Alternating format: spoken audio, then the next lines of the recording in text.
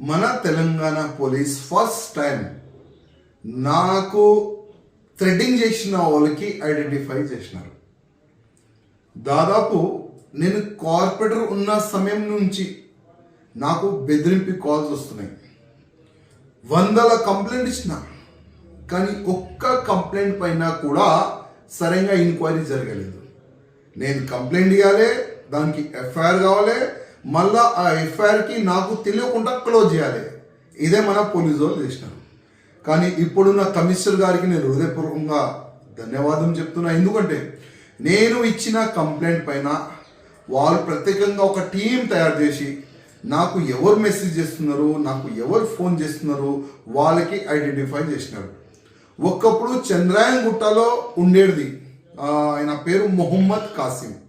చంద్రాయన్ గుట్టలో ఉండి ఆయన దుబాయ్ వెళ్ళిండు, దుబాయ్ నుంచి కోయత్ వెళ్ళిండు, అక్కడ సెట్ అయిపోయాడు.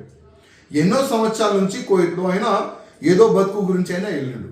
కానీ అక్కడ కూర్చొని నా ఫోన్ నంబర్ తీసి నాకు సంపేస్తా, రామనవమి శోభయాత తీయకూడదు, యాద్ పెట్టుకో, మీ ఫ్యామిలీని నేను లేపుకుంటా, అది ఇది ఏదో వర్గర్గా అయినా నాకు కంటిన్యూగా నంబర్లు మారుకుంటా నాకు ఫోన్లు చేస్తుండ్రు.